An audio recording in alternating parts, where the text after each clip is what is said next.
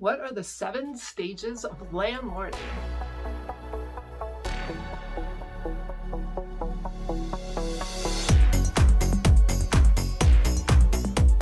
What are the 7 phases of being a landlord? When you're working with tenants, there's 7 phases that you tend to go through. The first phase is listing. This is where you want to prep the home to get it ready for advertising, to show it and create your photos, so really good photos, because those photos can really sell it before people come in. Part of that listing is also figuring out what your pricing is and make sure everything is clean, and it helps to have your lease ready to go so when you find someone you can move quickly. Step 2 is screening the tenants.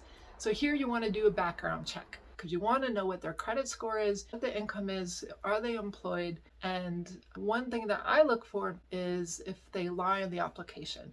So for example, they may say whether they smoke or not, and if they circle no and I see tons of photos of them smoking, that's a bad sign. For screening, it's really easy to use some of the online tools these days. So I'm now on apartments.com and some other ones where they will collect applications from tenants, and the tenants can use it for multiple places. So if they don't choose you or you don't choose them, but they've applied, then they don't have another credit check done on them.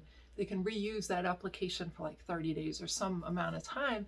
And so it's kind of a win-win helpful thing. I trust the background check by these companies, and it makes it easier for the tenants if they don't end up at my place. As far as the screening and what your requirements are, it really depends on what kind of home that you have, what kind of rental. So if you're a Class A type building or Class C or D type neighborhood, and that's another whole video. And you may have some no-goes like pets. Some people are fine with pets and they can get more rent because of it, and some are just not going to allow pets, either because the HOA at a condo complex doesn't allow them or because of the wear and tear that happens with pets. Step 3 is the lease. So a lease is really important.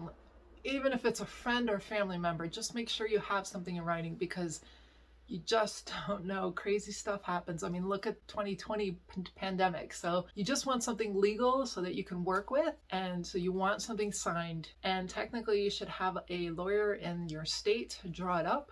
Just check the laws in your state and county to make sure you are abiding by the rules for there. And if there is an HOA, whether you're in a housing community with covenants or a condo type complex, make sure that the rules and regulations for that area is also in your lease or attached to your lease as an additional provisions so that your tenants know to abide by that. Part of the lease too is determining how much security deposit and what you collect up front. So typically security deposit and maybe first month's rent. A lot of places will do last month's rent as well. So there's a distinction between security deposit and last month's rent. Of course, that could be a lot harder for some tenants to be able to fork up that much money all up front, and that should all be in your lease. Then it's step 4 is the moving in. So now the tenant's going to move in, so you have to provide the keys.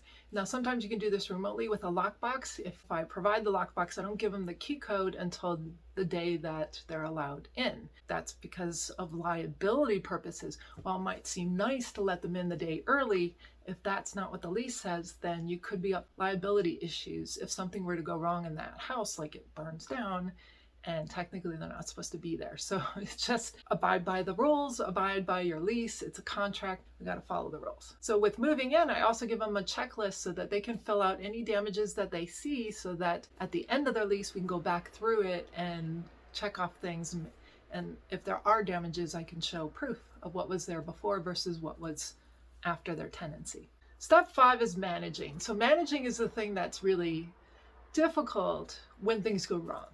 Most people think it's really easy because all you do is collect money every month for your rent. But there's so many things that could go wrong, and that's where hiring a property manager can be very important and helpful.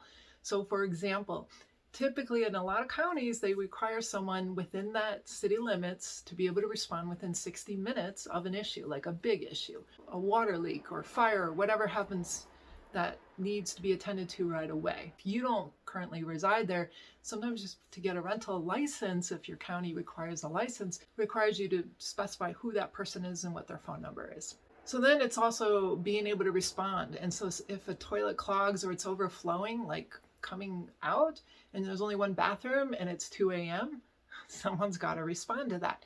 So either you need to have a handyman on call, and or you should be at least answering your calls so that you can handle and help the tenant. So part of managing too is having a team of experts and professionals. Who is a really good plumber that you can count on and rely on, that works after hours in case you need it.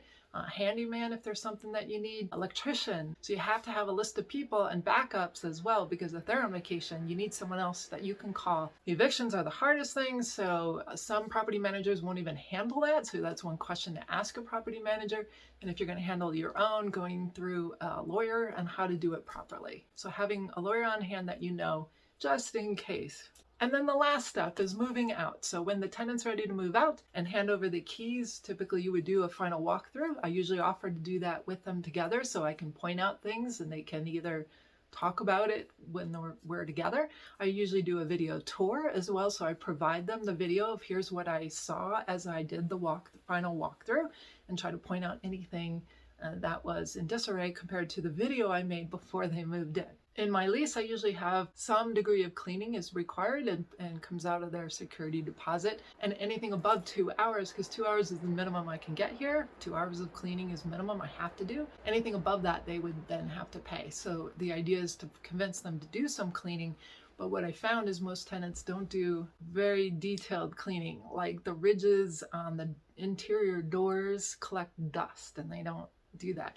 Or like the sink or the bathtub, they're like, oh, I cleaned it with everything and it's just stained. And like, no, it's not. That's porcelain. that can still be cleaned.